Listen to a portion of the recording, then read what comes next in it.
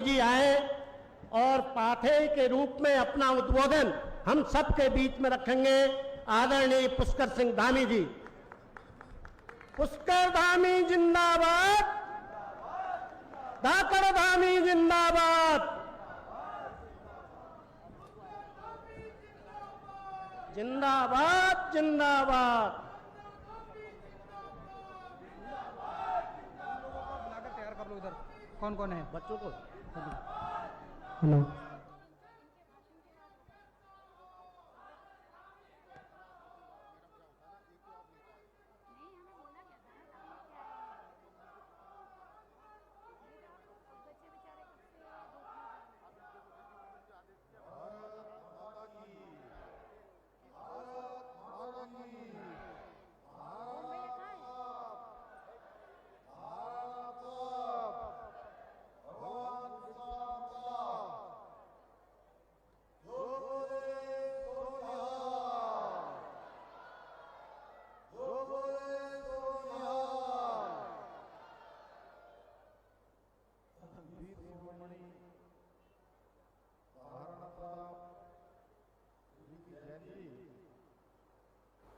कार्यक्रम के अवसर पर मंच पर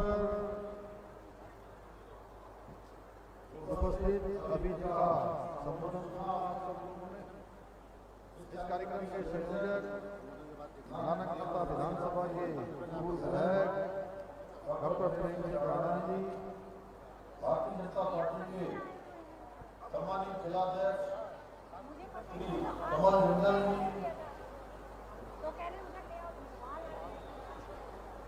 अध्यक्ष जिला पंचायत उधम सिंह नगर श्री अजय मौर्य जी, रुद्रपुर विधानसभा के लोकप्रिय विधायक श्री शिव अरोड़ा जी, महापौर नगर निगम रुद्रपुर श्री विकास शर्मा जी, डॉक्टर अनिल डब्बू जी, माता सिंह राणा जी, सुनीता राणा जी, सदस्य जिला पंचायत सरिता राणा जी, नगर पालिका प्रतिमा के अध्यक्ष श्री रमेश चंद्र जोशी जी, प्रहलाद सिंह राणा जी, विकास गुलाटी जी, श्रीपाल राणा जी, रमेश जोशी जी, जिला महामंत्री भास्कर कंवल जी, श्री मोदी प्रधान जी, पुष्पेंद्र राणा जी, जिला अध्यक्ष एसटी मोर्चा, धर्म सिंह बिष्ट जी, पूर्व सैनिक संगठन अध्यक्ष श्री उमेश अग्रवाल जी, श्री देव सिंह जी,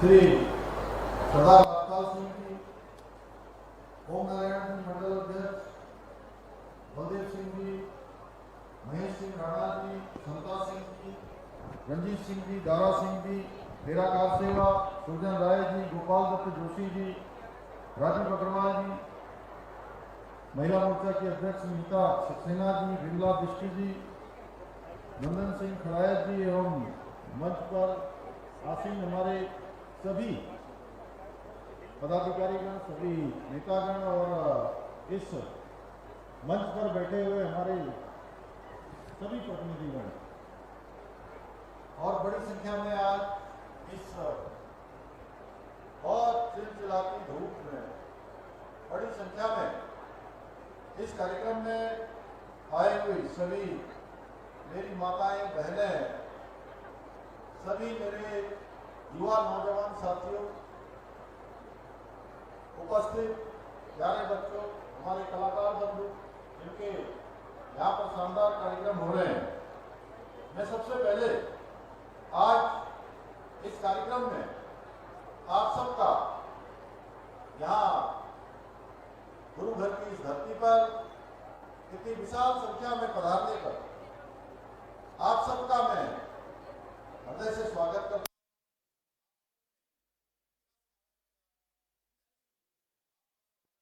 हूं। अभिनंदन करता हूं। मुझे प्रसन्नता है कि आज इस पवित्र नानकता साहब की पवित्र धरती पर जहां गुरुओं का आशीर्वाद बरसता है, हम भारत मां के महान सपूत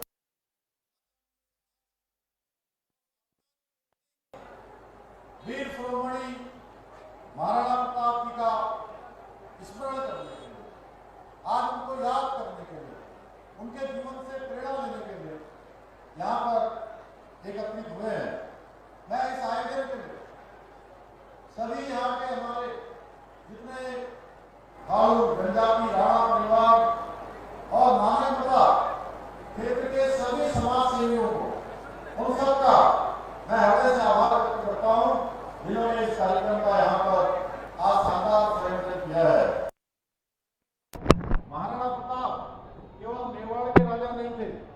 बल्कि वो भारत के आन बान और स्वाभिमान के प्रतीक थे।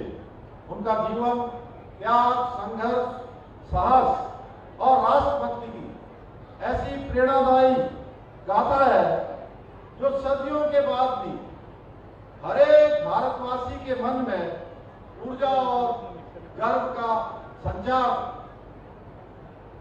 लगातार प्रेरित करती है। मातृभूमि की रक्षा के लिए उन्होंने जिन कठिन से कठिन परिस्थितियों का सामना किया, लेकिन अपने स्वाभिमान से कभी समझौता नहीं किया। महाराणा प्रताप का जीवन हम सभी को प्रेरणा देता है कि राष्ट्र और संस्कृति की रक्षा के लिए संघर्ष कितना भी कठिन क्यों न हो, हमें अपने सिद्धांतों से, हमें अपने मूल्यों से, हमें अपनी संस्कृति से, हमें अपने धर्म से कभी पीछे नहीं हटना चाहिए। उसके लिए अनवरत रूप से संघर्ष करना चाहिए, जिससे आने वाली पीढ़ियां हमेशा हमारा स्मरण करें, हमेशा हमको याद करें। भाइयों बहनों, थारू समाज के रीति रिवाज, लोक संस्कृति, लोकगीत, पारंपरिक नृत्य और प्रकृति के प्रति गहरा जुड़ाव हमारी अमूल्य धरोहर है। आप सभी ने न केवल अपनी जड़ों से, संस्कृति और परंपराओं से आज भी पूरी निष्ठा और पूरी मौजूदगी के साथ, मजबूती के साथ उसको संजोए रखा है। वो इस आधुनिक युग में हम सभी के लिए, अन्य समाज के लिए भी कहीं न कहीं एक प्रेरणा देने का काम करता है। भाइयों बहनों, आज आधुनिक प्रधानमंत्री श्री नरेंद्र मोदी जी के नेतृत्व में जनजातीय समाज के उत्थान के लिए, उनके उत्कृष्ट होने के लिए, उनके उन्नयन के लिए, उनके सम्मान, स्वाभिमान और समग्र विकास के लिए अनेक ऐतिहासिक कार्य पहले भी प्रारंभ किए गए हैं। आदरणीय प्रधानमंत्री जी का स्पष्ट दृष्टिकोण है कि विकास का लाभ समाज के अंतिम छोर पे खड़े हुए व्यक्ति तक पहुंचना चाहिए। हर उस व्यक्ति को मदद मिलनी चाहिए जिसको मदद की आवश्यकता है, और यही सच्चे अर्थों में सुशासन है। इसी सोच को धरातल पर उतारते हुए आज पहली बार देश में जनजातीय समुदाय के लिए अनेक कामों को आगे बढ़ाया गया है। चाहे आज हमारे बच्चों के लिए जनजातीय एकलव्य मॉडल आवासीय विद्यालय हो, प्रधानमंत्री जनजातीय उन्नत ग्राम अभियान, वन धन योजना है, प्रधानमंत्री जनजातीय विकास मिशन तथा कृषि और पशुपालन से जुड़ी हुई अनेक योजनाओं को प्रभावी रूप से आज देश के अंदर लागू किया गया है। भाइयों बहनों, आदरणीय प्रधानमंत्री श्री नरेंद्र मोदी जी के सशक्त नेतृत्व में हमारी सरकार भी जनजातीय समाज के समग्र विकास के लिए निरंतर कार्य कर रही है। हमारी सरकार द्वारा जहां एक और अटल आवास योजना में आय सीमा को व्यवहारिक बनाया गया है, पहले इससे और सरल बनाया है, वहीं घर बनाने की लागत में भी बढ़ोतरी की है ताकि अधिक से अधिक परिवारों को इसका लाभ मिल सके। हमने उधम सिंह नगर में इस योजना के तहत लगभग 3 करोड़ रुपए से अधिक की सहायता राशि प्रदान की है। इसके अलावा प्रधानमंत्री आवास योजना में बड़ी संख्या में जनजातीय परिवारों को आज इस योजना का लाभ मिला है। इस वर्ष आए आवेदनों में लगभग 28% आवेदन जनजातीय समाज से हैं। इसके अलावा प्रधानमंत्री जनधन योजना के अंतर्गत उधम सिंह नगर में पहले और दूसरे चरण में सैकड़ों घरों का निर्माण कार्य पूरा किया गया है। भाइयों बहनों, हमारी सरकार शिक्षा के क्षेत्र में भी जनजातीय समाज को सशक्त बनाने के लिए निरंतर ठोस कदम उठा रही है। उनके बच्चों के उत्थान के लिए अनेक योजनाओं को लागू कर रही है। जनजातीय कल्याण विभाग के माध्यम से आश्रम पद्धति विद्यालयों, छात्रावासों और ITI संस्थानों के विकास हेतु करोड़ों रुपए की धनराशि उपलब्ध कराई गई है, जिससे जनजातीय समाज के बच्चों को बेहतर शैक्षणिक माहौल प्राप्त हो। इसके अलावा इन आश्रम पद्धति विद्यालयों को कक्षा 12 तक अपग्रेड करने का काम भी किया जा रहा है। इसके अतिरिक्त एकलव्य मॉडल आवासीय विद्यालयों के माध्यम से जनजातीय समाज के बच्चों को गुणवत्तापूर्ण शिक्षा और बेहतर आवासीय सुविधाएं भी उपलब्ध कराई जा रही हैं। हमने खटीमा में बालिका छात्रावास के लिए 4 करोड़ रुपए स्वीकृत किए हैं, जबकि बाजपुर में 16 करोड़ रुपए से भी अधिक की लागत से स्कूल और छात्रावासों का निर्माण किया है। इसके अलावा गदरपुर में 100 बेड का बालक छात्रावास भी बन रहा है। वहीं फाड़ू राजकीय इंटर कॉलेज में 2 करोड़ रुपए रुपए से अधिक की लागत से खेल मैदान का सौंदर्यीकरण, स्टेडियम, ऑडिटोरियम का आधुनिकीकरण और भवन की मरम्मत का कार्य भी किया जा रहा है। हमारी सरकार द्वारा जनजाति समाज की माताओं और बहनों के उनके सशक्तिकरण के लिए भी आजीविका मिशन और वन धन केंद्रों के माध्यम से स्वरोजगार को बढ़ावा दिया जा रहा है, जिससे वो आत्मनिर्भर बन सके, वो स्वरोजगार और रोजगार अपना कर सके। हम जनजाति समाज की महिलाओं को 1 करोड़ रुपए से अधिक की चक्री निधि और 8 करोड़ रुपए से अधिक की निवेश सहायता देकर उनके छोटे छोटे रोजगारों को आगे बढ़ाने का काम भी कर रहे हैं। इतना ही नहीं, आज जहां एक और विधानसभा सितारगंज में भाड़ू विकास भवन का निर्माण किया जा रहा है, वहीं समाज कल्याण विभाग के अंतर्गत जनजाति क्षेत्रों में अवस्थापना सुविधाओं के लिए 2 करोड़ रुपए से अधिक स्वीकृत भी किए गए हैं। इसके अलावा हमारी सरकार जनजाति परिवार की बेटी की शादी के लिए 50,000 रुपए तक की आर्थिक सहायता भी प्रदान कर रही है। मुझे ये बताते हुए अत्यंत प्रसन्नता हो रही है कि उधम सिंह नगर जनपद में सबसे ज्यादा परिवारों को अभी तक हमारी इस योजना का लाभ प्राप्त हुआ है। इसके साथ साथ जनजाति शोध संस्थान, इसके लिए 1 करोड़ रुपए का कार्पस फंड भी स्थापित किया गया है, जिसमें साल भर अनेक प्रकार के शोध के कार्यक्रम हमारे जनजाति समाज से जुड़े हुए उनको आगे बढ़ाने का काम होता है। हमने राज्य के 4 जनपदों में उधम सिंह नगर, देहरादून, पिथौरागढ़ और चमोली में जनजाति क्षेत्रों को विकास को तेज करने के लिए अलग अलग जनजाति कल्याण अधिकारियों की नियुक्ति भी की है। साथ ही जनजातीय युवक युवतियों को यूपीएससी, पीसीएस, आईआईटी और इसकी जैसी अनेक प्रतिष्ठित परीक्षाओं की तैयारी करने के लिए देहरादून में आदि लक्ष्य संस्थान की स्थापना भी की जा रही है। भाइयों बहनों, हमारी सरकार केवल योजनाओं को कागजों पर ही नहीं बनाती, बल्कि उन्हें धरातल पर उतार कर वास्तविक बदलाव लाने का काम भी करती है। हमारा स्पष्ट विजन है कि प्रत्येक जनजाति परिवार की आंखों में आत्मसम्मान की चमक हो, उनके बच्चों के हाथों में उच्च शिक्षा की मशाल हो, युवाओं के पास रोजगार के अवसर हो और हमारा प्रत्येक सीमांत गांव विकास की मुख्य धारा से जुड़े।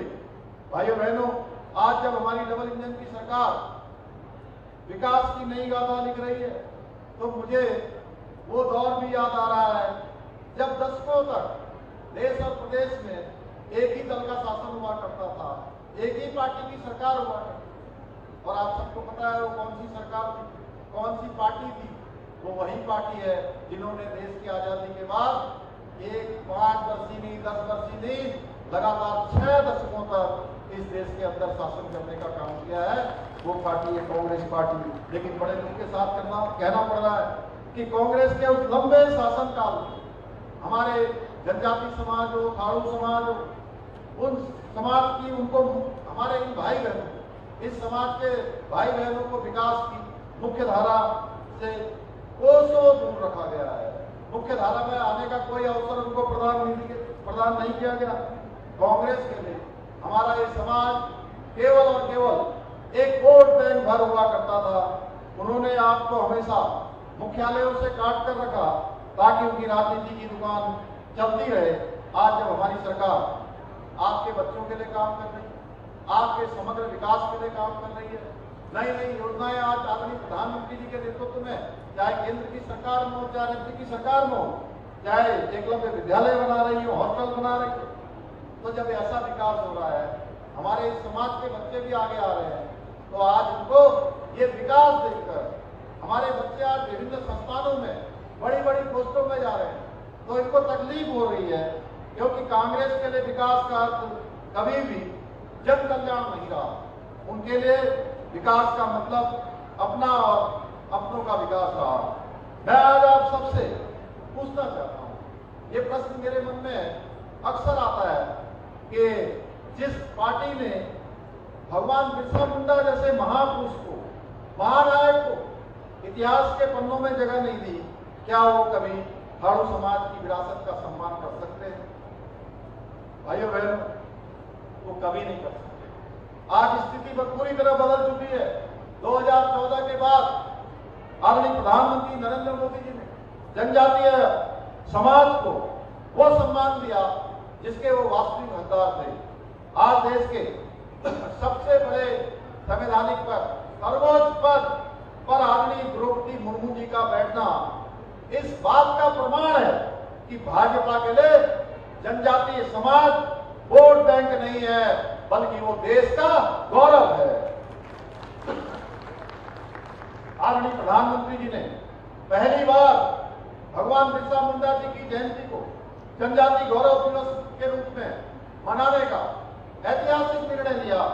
भाइयों बहनों, एक तरफ वो लोग हैं जिन्होंने आपको सालों तक अंधेरे में रखने का काम किया ताकि उनकी राजनीति की दुकान चलती रहे, और दूसरी तरफ आपकी डबल इंजन की सरकार है जो आपके बच्चों के हाथ में किताब और युवाओं के हाथ में रोजगार देने के लिए दिन रात काम कर रही है।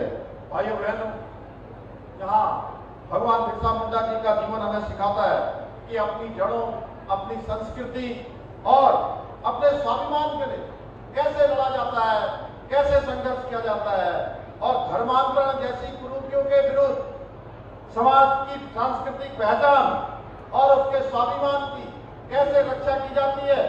वहीं वीर शिरोमणि महाराणा प्रताप जी के जीवन से हमें एक प्रेरणा मिलती है कि चाहे कुछ भी हो जाए, पर अपने धर्म और स्वाभिमान के साथ कभी समझौता नहीं करना है।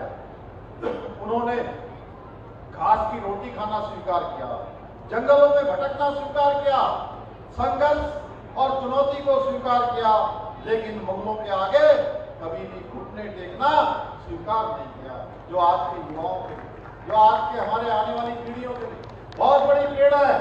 लेकिन पिछले कुछ दिनों से यह सुनने में आ रहा है कि तराई के इस शांत क्षेत्र में धर्मांतरण का गंदा खेल खेला जा रहा है।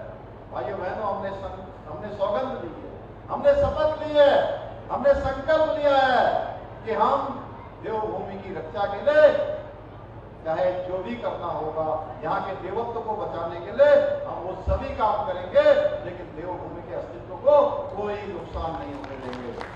कुछ राष्ट्र विरोधी और राष्ट्र विरोधी, समाज विरोधी ताकतें हमारी भोली भाली जनता और थारू समाज की मासूमियत का फायदा उठाने की कोशिश कर रही है। आज मैं इस मंच से उन सभी अधर्मियों को कड़ी चेतावनी देना चाहता हूं और कहना चाहता हूं कि वो कान खोलकर सुन लें कि हमारी देवभूमि है, या अधर्म और छल का खेल किसी भी कीमत पर नहीं चलेगा। हमारी संस्कृति के साथ खिलवाड़ करने की कोशिश की तो इसके परिणाम बहुत घातक होंगे। इस प्रकार के अनैतिक कार्य को रोकने के लिए हमारी सरकार ने सबसे कठोर धर्मांतरण विरोधी कानून बनाया है ताकि कोई भी आपकी आस्था के साथ खिलवाड़ न कर सके। इसके साथ साथ हमने स्पष्ट किया है कि देवभूमि में लैंड जिहाद, लव जिहाद, थूक जिहाद जैसी दूषित और मुल्लावादी मानसिकताओं के लिए देवभूमि के अंदर कोई स्थान नहीं है। भाइयों बहनों, मैंने प्रशासन को भी स्पष्ट निर्देश दिए हैं कि नानक बताओ प्रदेश का कोई भी कोना हो, जहां भी धर्मांतरण की शिकायत मिलेगी, वहां पर शासन के द्वारा, सरकार के द्वारा, प्रशासन के द्वारा, पुलिस के द्वारा कड़ी से कड़ी कार्रवाई की जाएगी। जो लोग हमारी भोली भाली जनता को बहलाने का काम कर रहे हैं, उनके लिए देवभूमि में कोई जगह नहीं है, कोई स्थान यहाँ नहीं है उनके लिए।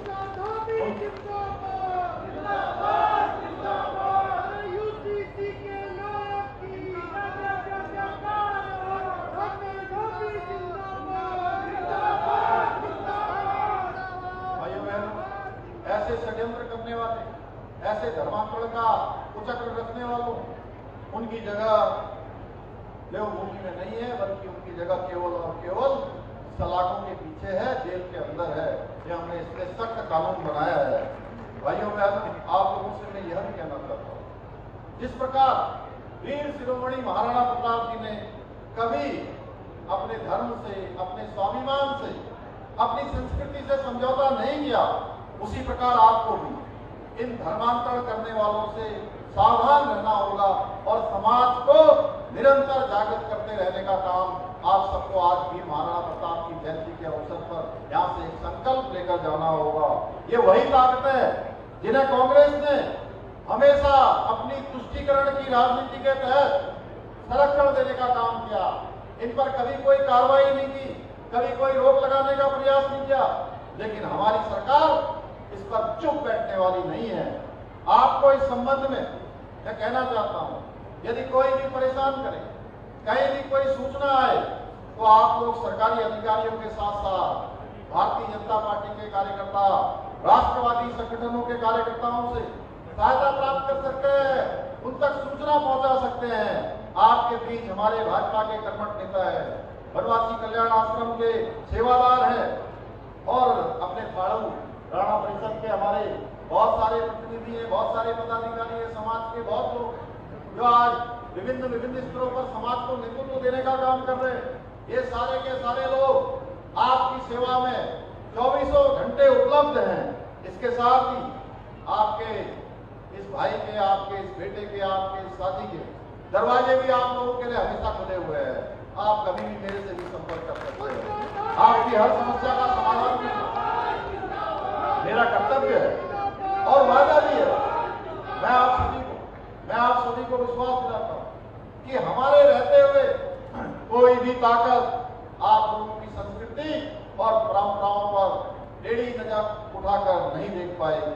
किसी भी कीमत पर हम संस्कृति का कहीं पर भी कोई नुकसान नहीं होने देंगे। भाइयों बहनों, हमारी सरकार जनजाति समाज की प्राचीन विरासत, संस्कृति और पहचान के संरक्षण के लिए प्रतिबद्ध है और आप सभी के समग्र विकास के लिए दृढ़ संकल्पित है। और मुझे पूरा विश्वास है कि आप सभी के सहयोग से, आप सभी के आशीर्वाद से हम अपने इस विकल्प रहित संकल्प को सिद्धि तक पहुंचाने में अवश्य सफल होंगे। भाइयों बहनों, चूंकि अभी प्रेम सिंह राणा जी ने शुरुआत नहीं बताया, मुझे 9 तारीख को आप सबके बीच में आना था, लेकिन उस दिन पश्चिम बंगाल में एक महाविजय हुई। गंगोत्री से लेकर गंगा सागर तक भगवा खिल गया है, कमल ही कमल हो गया। प्रधानमंत्री मोदी जी के नेतृत्व उस शपथ ग्रहण में मुझे शामिल होना था, लेकिन आज शॉर्ट नोटिस पर आप सब इतनी बड़ी संख्या में आए हैं और आज मुझे बहुत सारे प्रतिनिधियों ने यहाँ पर, अभी प्रेम सिंह राणा जी ने भी एक पत्र बढ़ा दिया है, काफी सारी घोषणाएं इसमें लिखी हैं, काफी सारे काम लिखे हैं, अन्य भी प्रतिनिधियों ने लिखे हैं, यहाँ के हमारे अन्य प्रतिनिधियों ने भी मुझे सारे एप्लीकेशन आवेदन दिए हैं। मैं उन सभी को अपने साथ लेकर जा रहा हूँ। जो पहले जो घोषणाएं हुई है उनकी हम समीक्षा लगातार कर रहे हैं। जल्दी से जल्दी उन सभी के शासनादेश निकालकर उनकी स्वीकृति की कार्रवाई आगे की जाएगी।